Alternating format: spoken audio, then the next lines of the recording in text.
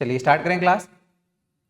ठीक है, तो जेई मेंस 2024 और 2025 के ग्रेविटेशंस के पीवाईक्यूज हम लोग देख रहे हैं, प्रीवियस क्वेश्चंस। और इसमें हमारा जो सबसे पहला सवाल है वो कह रहा है कि a satellite is launched into a circular orbit of radius r around the earth. एक सैटेलाइट है, ठीक है ना, जिसको लॉन्च किया गया है, ठीक है ना, अर्थ के अराउंड में एक सर्कुलर ऑर्बिट में, ठीक है ना, जिसकी रेडियस हमारी आर है। A second satellite is launched into an orbit of radius 1.03 r।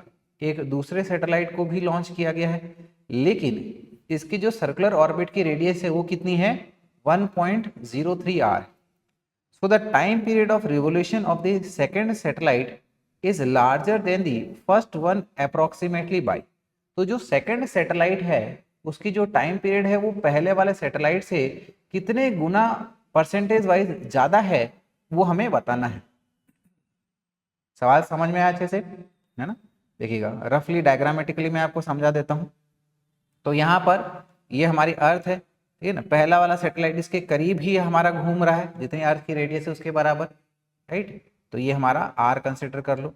और दूसरा वाला जो सैटेलाइट है वो यहाँ पर ये 1.03 आर ऑर्बिट बनाते हुए हमारा घूम रहा है, राइट। तो यहाँ पर, ठीक है ना, इसका टाइम पीरियड मान लो आप T1 ले लो, इसका आपका T2 बता दो। तो दूसरे वाले को जो परसेंट वाइज पहले वाले से कितना ज्यादा टाइम लग रहा है वो बताना है, यानी कि T2 minus T1 divided by T1 into 100 कितना होगा, ये हमें कुल मिला के बताना है। सवाल में क्लैरिटी आ गई? ठीक है, इसको कैसे सॉल्व करेंगे? केपलर्स थर्ड लॉ का यूज करके। केपलर्स थर्ड लॉ याद है, क्या कहता है कि square of time period is proportional to the cube of the radius. तो यानी कि यहां पर हम लोग कह सकते हैं कि टी स्क्वायर, है ना, प्रोपोर्शनल टू या फिर इज इक्वल टू कांस्टेंट के ले लो आर की पावर 3। तो देखिएगा यहां से हम लोग, ठीक है ना, यूनिट एंड डायमेंशन का यूज करें कंसेप्ट। तो यहां पर ये क्या बोलेंगे हम लोग, 2 इंटू डेल्टा टी अपॉन में टी, फ्रैक्शनल चेंज हम लोग इसको कहते हैं, इज इक्वल टू के हमारा कांस्टेंट है, तो ये क्या आ जाएगा 3 टाइम्स डेल्टा आर अपॉन में आर आ गया। ठीक है, तो ये हो गया हमारे पास में 2 इंटू डेल्टा टी अपॉन में T is equal to 3 into delta R, radius का जो चेंज है, ठीक है ना, वो कितना है हमारे पास में, फाइनल हमारा कितना है 1.03 आर, इनिशियल कितना है हमारा आर है, डिवाइडेड बाय दिस आर कर दीजिएगा। तो ये आ जाएगा 3 इंटू, ये हमारा सब्ट्रैक्शन कितना आ गया 0.03 आर के बराबर, डिवाइडेड विथ ये आर कर दीजिएगा। और यहाँ पर ये हमारा आर से आर चला गया, तो 3 इंटू 0.03 कितना बन गया हमारा, हाँ बिल्कुल 0.09 हो गया हमारा।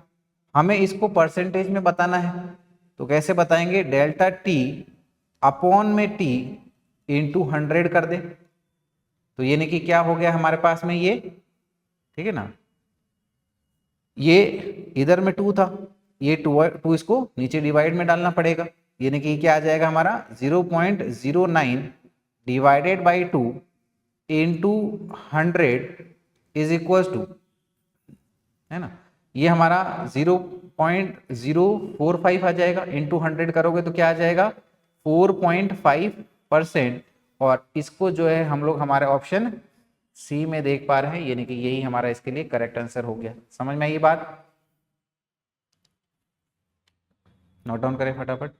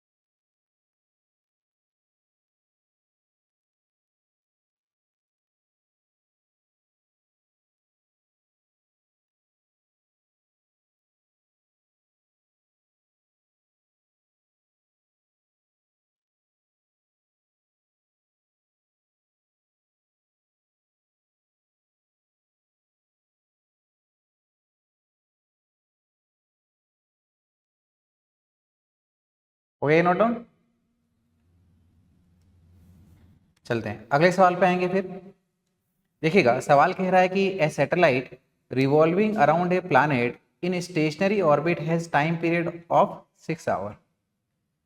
एक सैटेलाइट है, ठीक है ना, एक प्लैनेट के अराउंड, ठीक है ना, स्टेशनरी ऑर्बिट में घूम रहा है, यानी कि वो ऊपर नीचे नहीं हो रहा है, और इस दौरान पर इसका टाइम पीरियड कितना है, 6 आवर का है। The mass of planet is 1/4 the mass of the अर्थ। उस प्लैनेट का जिसके अराउंड हमारा सैटेलाइट घूम रहा है, उस प्लैनेट का जो मास है वो अर्थ के मास से 1/4 है। The radius of orbit planet is, right, तो हमारे पास में, राइट, इसकी यहाँ पर ऑर्बिट की जो रेडियस होगी, ये जो सैटेलाइट इस प्लैनेट के अराउंड घूम रहा है वो कितनी होगी वो हमें बताना है। और कहा जा रहा है कि radius of Jio stationery orbit for earth is 4.2 into 10⁴ kilometre, right.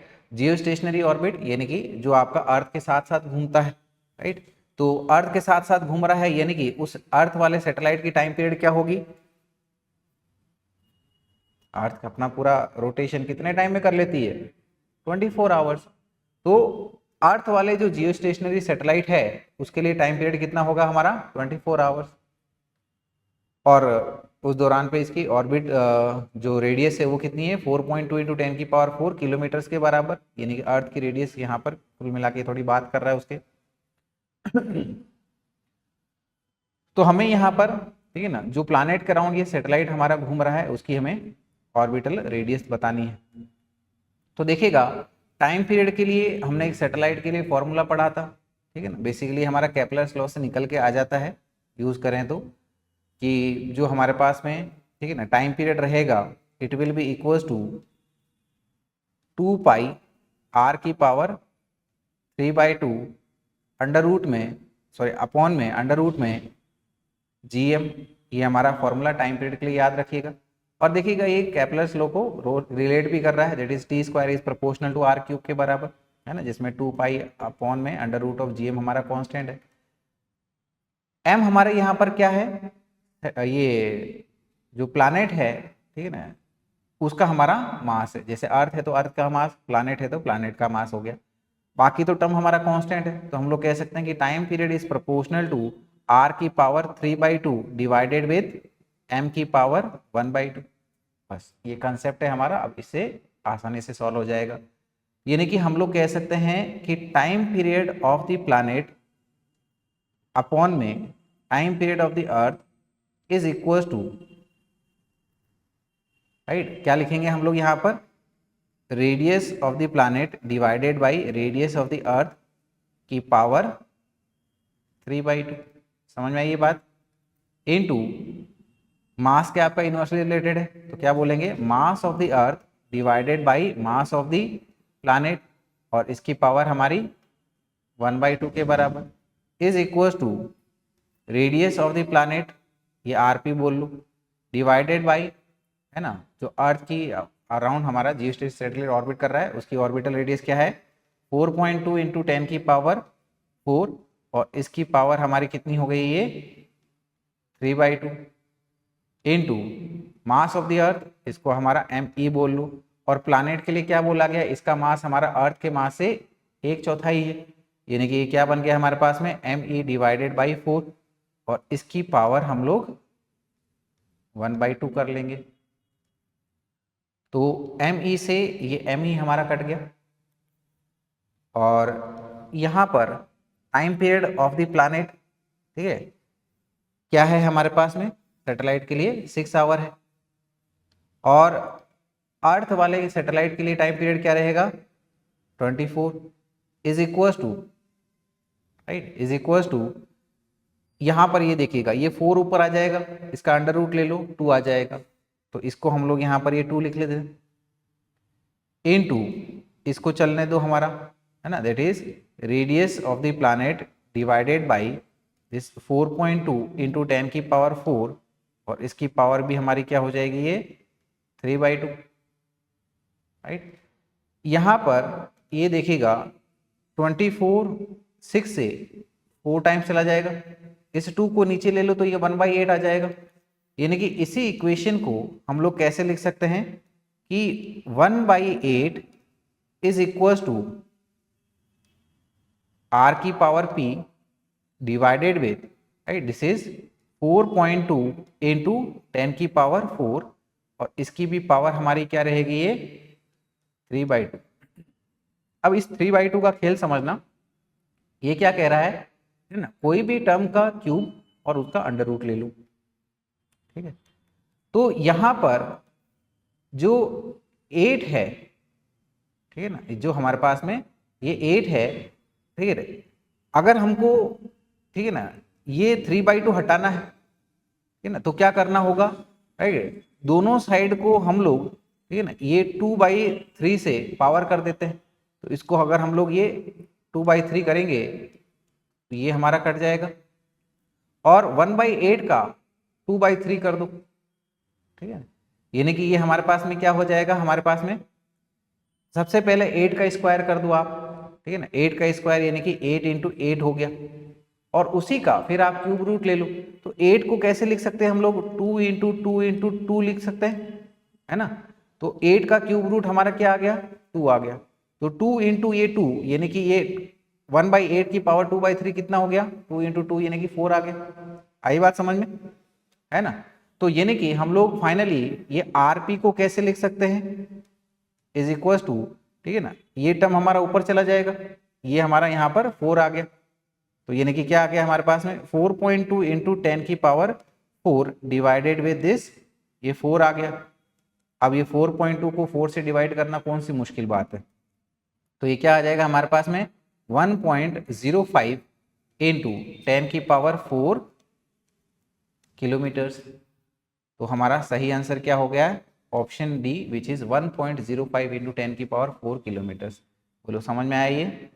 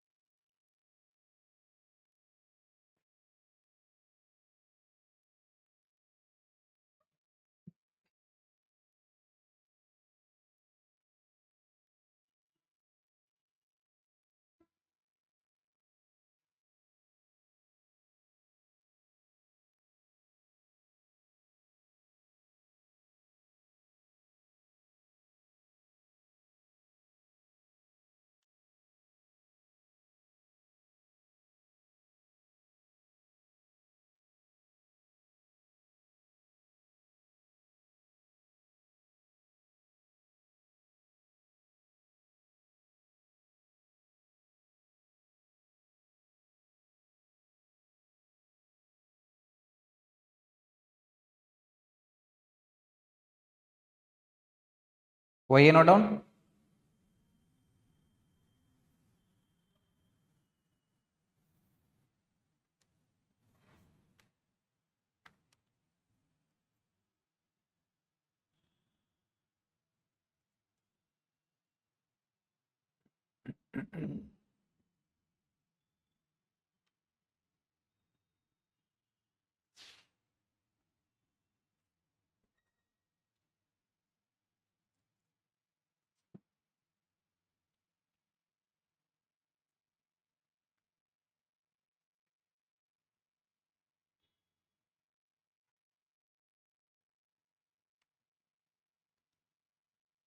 चलिए अगला सवाल देखें फिर। देखिएगा अगला सवाल क्या दिया है, समझते हैं। सवाल कह रहा है कि a metal wire of uniform mass density having length L and mass m is bent to form a circular arc and a particle of mass m is placed at the center of the arc। एक metal wire है जिसकी density uniformly distributed है, और इसकी total length L है और इसका मास m है। इसको एक सेमी सर्कुलर आर्क के फॉर्म में बेंड कर दिया गया है, ठीक है। और यहाँ पर इस सेमी सर्कुलर आर्क के सेंटर पर एक मास m रखा गया है। So the gravitational force on the particle by the wire is, तो इस पार्टिकल के ऊपर में, इस सेमी सर्कुलर वायर की वजह से, आर की वजह से ग्रेविटेशनल फोर्स कितना लगेगा वो हमें यहाँ पर बताना है। सवाल कुछ समझ में आया? पहले हमारे पास में वायर कैसा था, स्ट्रेट था, फिर फाइनली जो है इसको एक इस तरीके से सेमी सर्कुलर आर के फॉर्म में बेंड कर दिया।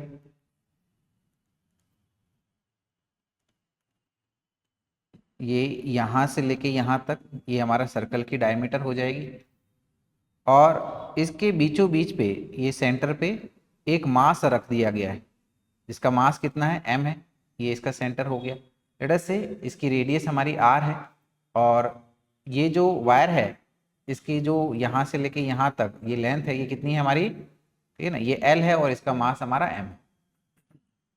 तो यहाँ पर इस वायर का हर एक सेक्शन इसके ऊपर में एक अट्रैक्टिव ग्रेविटेशनल फोर्स लगाएगा, ठीक है ना।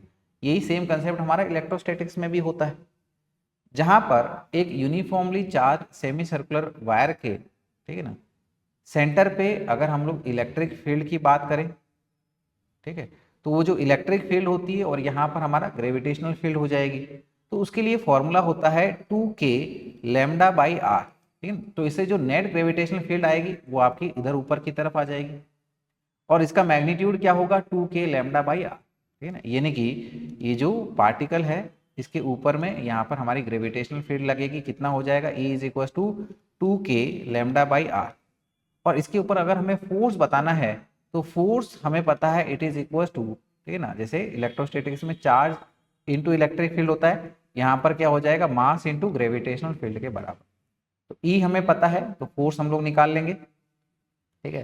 तो सबसे पहले तो हमारे पास में जो लेंथ है, ठीक है, इसको इन टर्म्स हमें रेडियस बताना होगा। तो यहाँ पर ये जो लेंथ है यही हमारा इस सर्कुलर टर्न के बराबर है, यानी कि आधी सरकमफेरेंस के बराबर एक सर्कल के। सर्कल की सरकमफेरेंस क्या होती है, 2 पाई आर, उसका आधा कर लो तो ये क्या हो गया हमारे पास में, पाई आर के बराबर। तो यहाँ से इस सेमी सर्कुलर वायर की रेडियस क्या हो जाएगी, एल अपॉन में पाई के बराबर, ठीक है। इतना समझ में आया? अब इसमें ये कंसेप्चुअल फॉर्मूला मेंशन कर लीजिएगा कि ग्रेविटेशनल फील्ड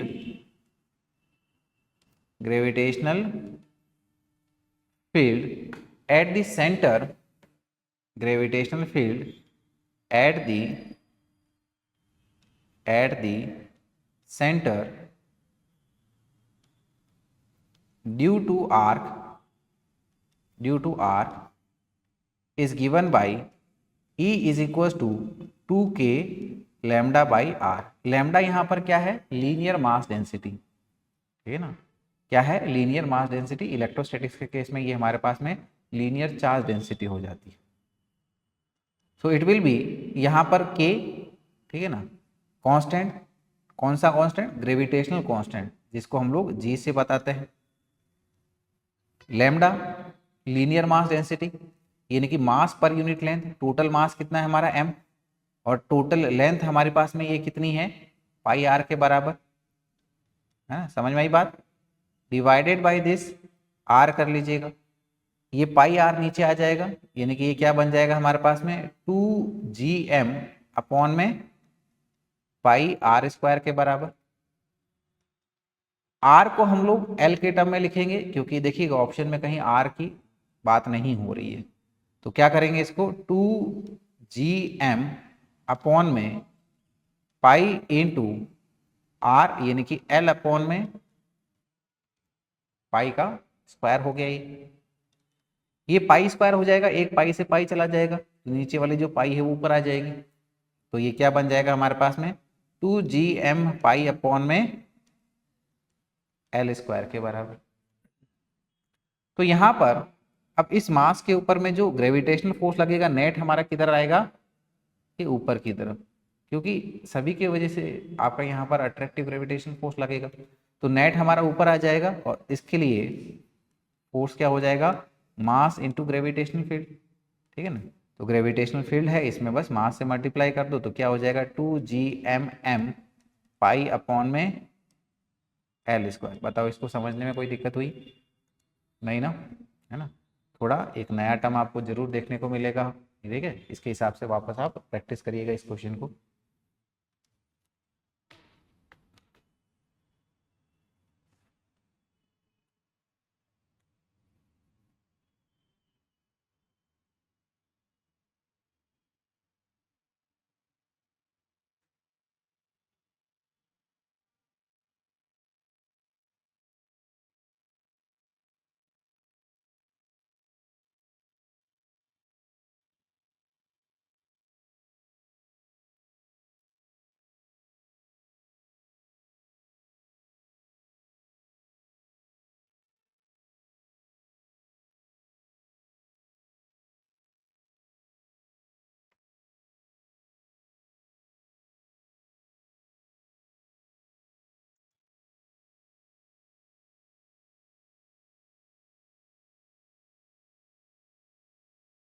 हुआ ये नोट डाउन? चलते हैं अगले सवाल पे आते हैं। देखिएगा बड़ा आसान सवाल है। सवाल कह रहा है कि ये planet takes 200 days to complete one revolution around the sun. एक प्लैनेट को 200 दिन लगते हैं, ठीक है ना, सन के अराउंड एक पूरा रिवोल्यूशन कंप्लीट करने में। रोटेशन की बात नहीं हो रही, रिवोल्यूशन की बात हो रही है, यानी कि उसकी ऑर्बिट के चक्कर लगाने में। So if the distance of the planet from sun is reduced to 1/4 of the original distance, how many days will it take to complete one revolution? ठीक है ना, अगर हमारे इस प्लानेट की सन से जो डिस्टेंस 1/4 हो जाए, ओरिजिनल जितनी दूरी है, तो अब इसको, ठीक है ना, कितना टाइम लगेगा एक पूरा रिवोल्यूशन को कंप्लीट करने में। ठीक है, टाइम पीरियड की बात हो रही है ना, इसकी ऑर्बिट की रेडियस की बात हो रही है, तो यानी कि यहाँ पर हम लोग किसका यूज़ करेंगे? केप्लर्स थर्ड लॉ का यूज़ करेंगे। तो केप्लर्स थर्ड लॉ कहता है कि टाइम पीरियड का जो स्क्वायर रहेगा इट इज़ प्रोपोर्शनल टू, ठीक है ना, जो हमारी एवरेज रेडियस आएगी उसके क्यूब के बराबर, या फिर यहाँ से हम लोग कह सकते हैं T is proportional to R की पावर 3/2, इस तरीके से। तो यानी कि कहा जा सकता है कि T2 अपॉन में T1 इज इक्वल टू, ये हो गया हमारे पास में R2 डिवाइडेड बाई R1, इसकी पावर हमारी 3/2 के बराबर। फाइनल इसकी रेडियस क्या हो गई है? इनिशियल के 1/4, यानी कि R/4 डिवाइडेड विथ R की पावर हमारे पास में ये 3/2 चलेगा। यहाँ पर ये हमारा R से R चला गया, ये 1/4 आ जाएगा नीचे में, इस तरीके से, यानी कि ये हो गया हमारे पास में 1/4 की पावर 3/2। ठीक है ना, इसका मतलब समझ में आता है, पावर 3/2 यानी कि, ठीक है ना, पहले इसका अंडर रूट ले लो, 4 का अंडर रूट हमारा क्या हो गया? 2, फिर 2 का आप क्यूब कर दे, कितना आ जाएगा हमारा? 1/8 के बराबर। यानी कि T2 क्या हो जाएगा? T1 को न्यूमरेटर में भेज दो इधर, तो वी कैन से कि T2 is equal to T1/8 के बराबर, और T1 हमें कितना बोला गया है? 200 दिन है, तो यानी कि ये आ गया हमारा 200 डिवाइडेड बाई 8, और 200 को 8 से डिवाइड करेंगे तो ये आ जाएगा हमारा 25 डेज, जो कि हमको हमारे ऑप्शन ए में दिख रहा है, तो यही हमारा इसके लिए करेक्ट आंसर बन जाएगा। ठीक है चौरसिया।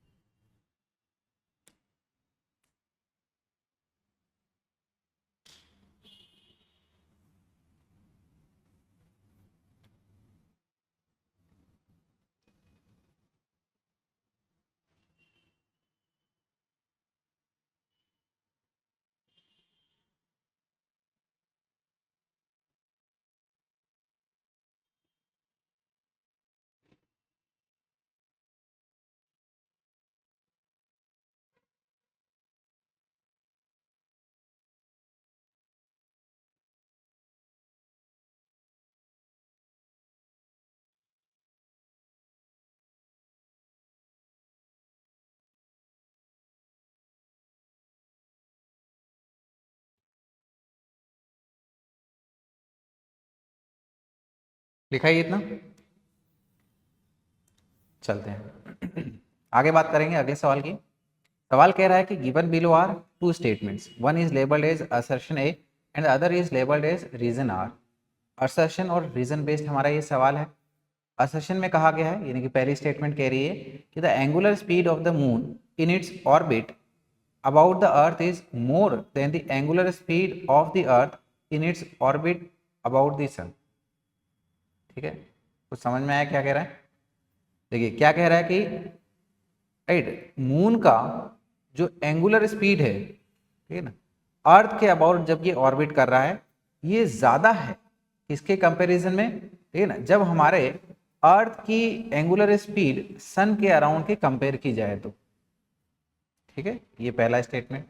दूसरा स्टेटमेंट रीजन के फॉर्म में कहा जा रहा है the moon takes less time to move around the earth than the time taken by the earth to move around the सन।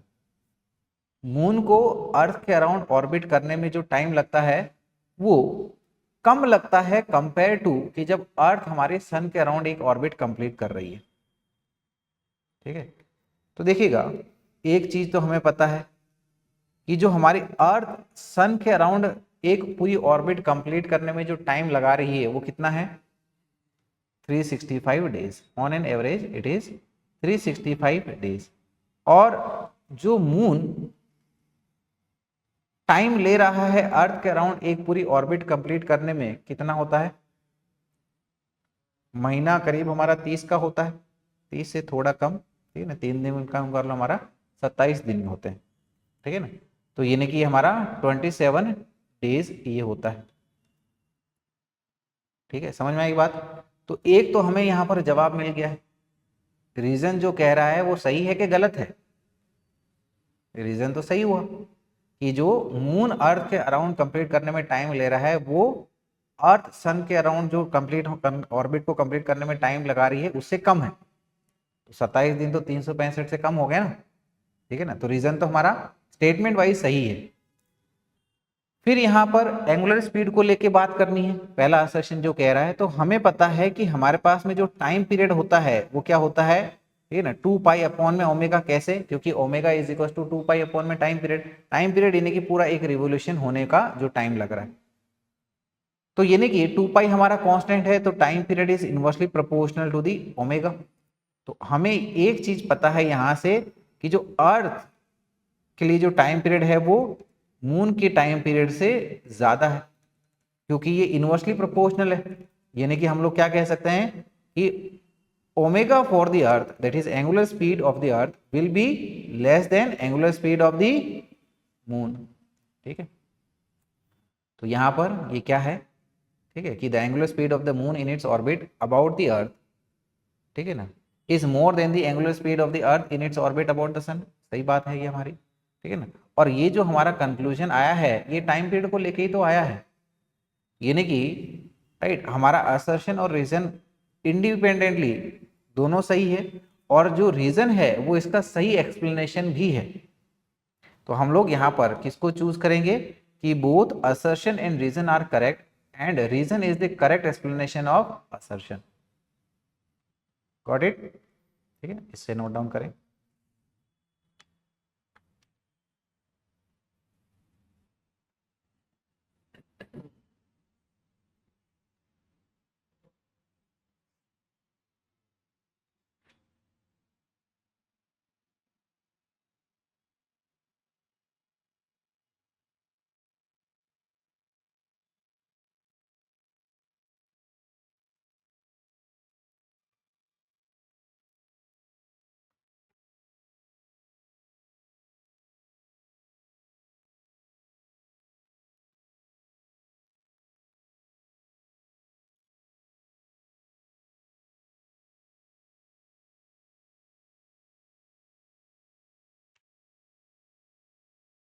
हो गया नोट डाउन। चलते हैं अगले सवाल पे आते हैं।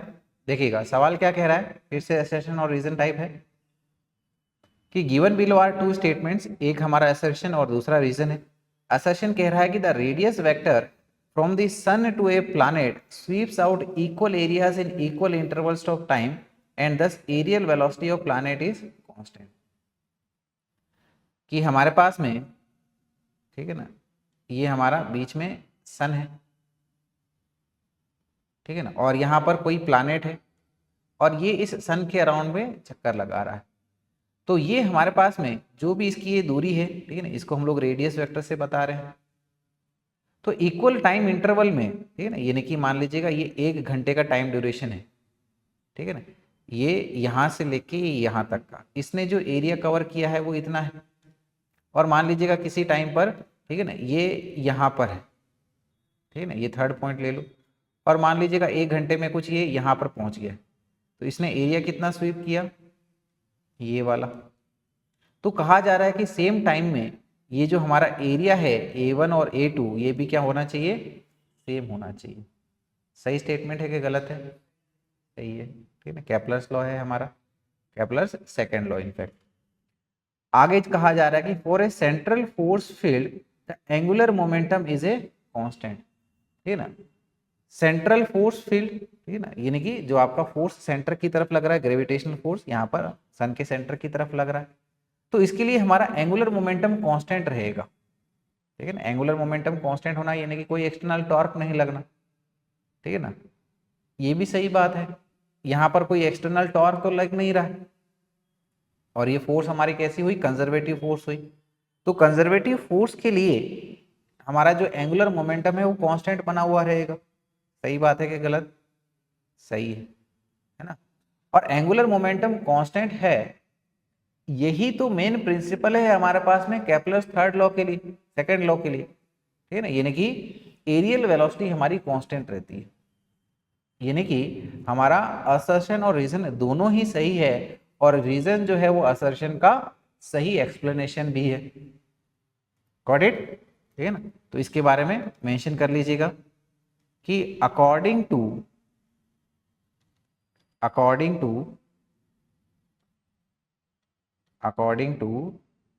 Kepler's second law, a planet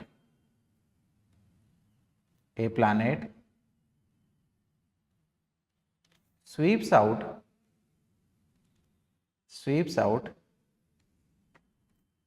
equal areas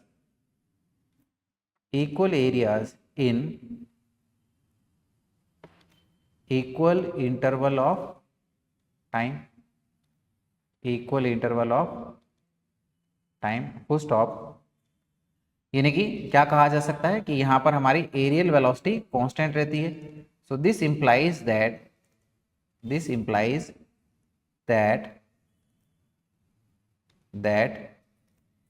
areal velocity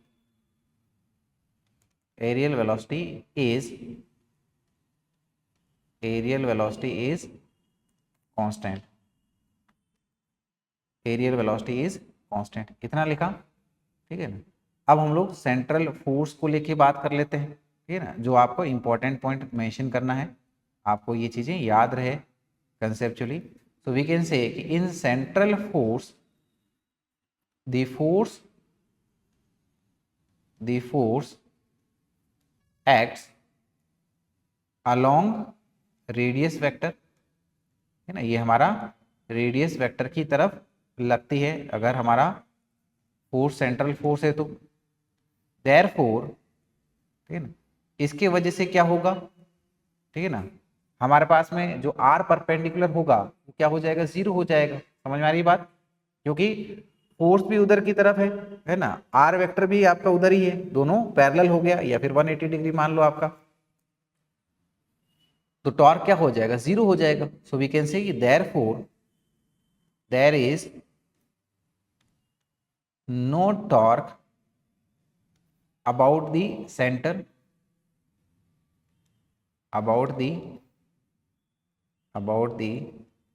center and thus, क्योंकि कोई टॉर्क नहीं लग रहा है, क्या कहा जा सकता है कि एंगुलर मोमेंटम हमारा क्या रहेगा, कंजर्व्ड रहेगा या फिर कांस्टेंट बना रहेगा, इज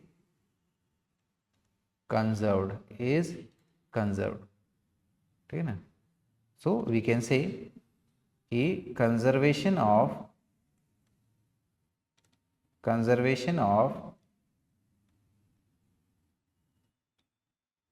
angular momentum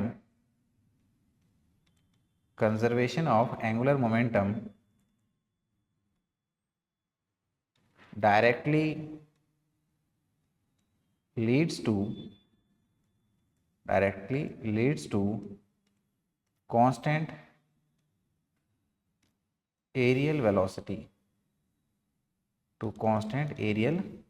velocity, ठीक है। समझ में आई है?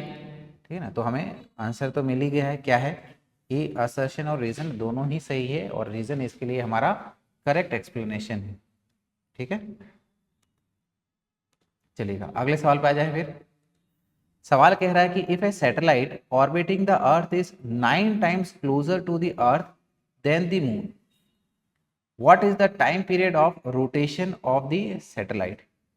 तो एक सैटेलाइट है, ठीक है, जो कि अर्थ के अबाउट ऑर्बिट कर रहा है, और ये जो हमारा सैटेलाइट है ये मून के कंपैरिजन में अर्थ से 9 टाइम पास में है, ठीक है, यानी कि अर्थ से होते हुए पहले हमारा क्या है, सैटेलाइट है, फिर बाद में मून आ रहा है। So what is the time period of rotation of the satellite. तो सैटेलाइट जब एक ऑर्बिट कंप्लीट करता है तो उसको कितना टाइम लगेगा ये हमें बताना है। Given rotational time period of moon is 27 days and gravitational attraction between the satellite and the moon is neglected. यहाँ पर मून जो है इस सैटेलाइट के ऊपर में कोई खासा असर नहीं कर रहा है ग्रेविटेशनल फोर्स की वजह से, तो हमारा सैटेलाइट का टाइम पीरियड क्या होगा ये हमें बताना है। तो देखिएगा हमें एक चीज़ दे रखी है कि जो रेडियस है सैटेलाइट के लिए वो हमारी मून की जो ऑर्बिट की रेडियस बन रही है उससे 9 टाइम्स कम है, और मून का जो टाइम पीरियड है वो कितना है, 27 डेज के बराबर है। तो क्या करेंगे हम लोग, कैप्लस थर्ड लॉ यूज करेंगे, जो कि क्या रहेगा, टाइम पीरियड का square is proportional to orbital radius का क्यूब। तो यहां से हम लोग क्या कह सकते हैं कि time period is proportional to orbital radius की पावर 3/2। सो बी में से कि time period of the satellite divided by time period for the moon is equal to radius of the satellite upon में रेडियस ऑफ द मून की power हमारी 3/2 is equal to, ठीक है ना, radius, ठीक है ना, ऑफ द सैटेलाइट यानी कि उसकी ऑर्बिटल रेडियस क्या बोला जा रहा है, ये हमारा 9 टाइम्स कम है मून के कंपैरिजन में। तो यहाँ पर क्या बोल सकते हैं, it is RM divided by 9 divided with this RM, और इसकी भी पावर हमें क्या कर देना है, 3/2। तो यहाँ पर ये हमारा RM से RM चला गया, और ये आ गया हमारे पास में 1/27, ठीक है ना, 1/27 कैसे, ठीक है ना, 9 का आप अंडर रूट ले लो 3 का फिर आप क्यूब कर दो, तो यहाँ पर 27 आ गया। यानी कि क्या कहा जा सकता है कि time period of the satellite is equal to time period of the moon divided with 27, और मून का टाइम पीरियड क्या है 27 डेज का, डिवाइडेड विथ 27 करेंगे तो क्या आ जाएगा हमारे पास में, this will be your 1 day. तो यहाँ पर आंसर हमारा क्या बन रहा है, ऑप्शन बी हमारा इसके लिए करेक्ट आंसर बन रहा है। समझ में आया इतना, ठीक है, नोट डाउन कर लें इसे फटाफट।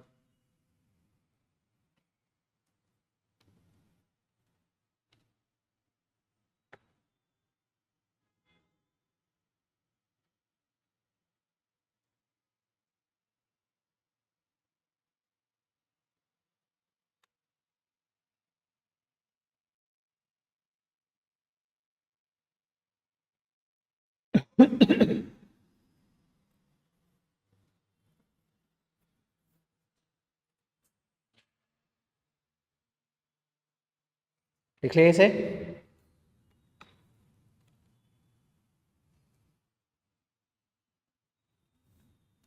चलेंगे फिर अगले सवाल पे आएंगे। देखिएगा सवाल कह रहा है कि if G be the gravitational constant and U be the energy density then which of the following quantity have the dimensions as that of under root of U जी।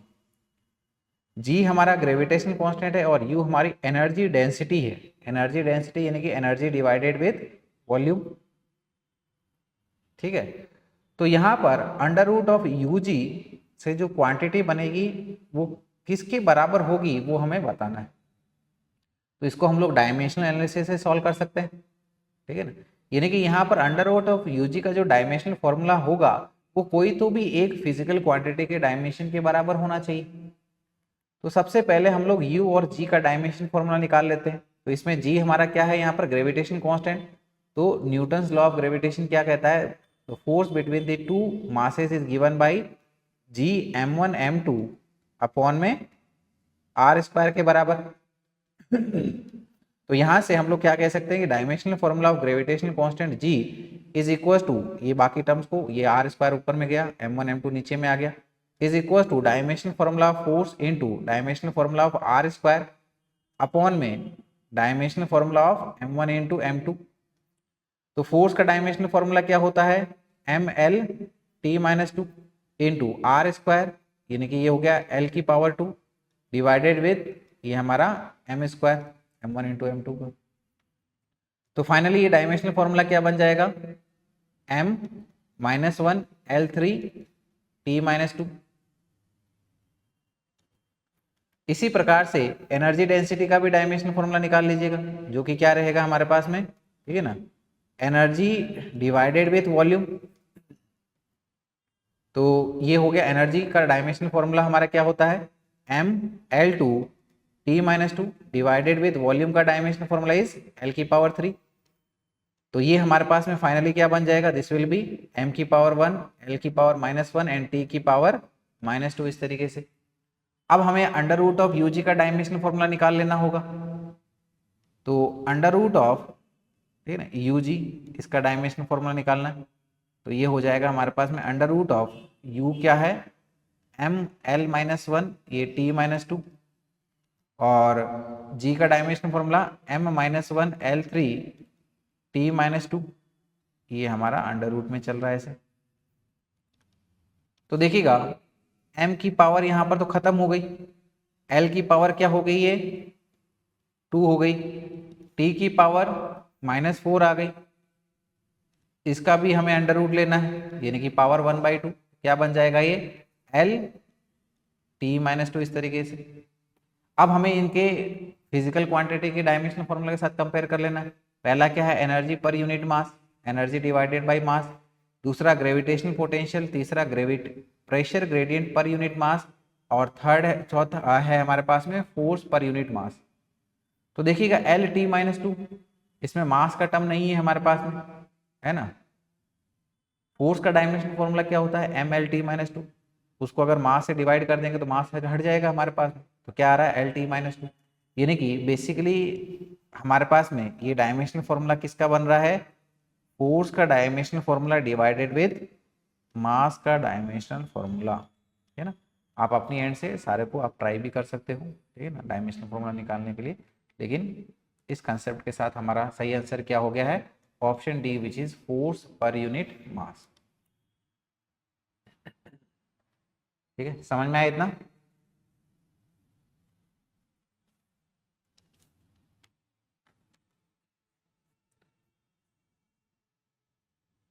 ठीक है, फिर आज की क्लास को हम लोग यहीं तक रखेंगे।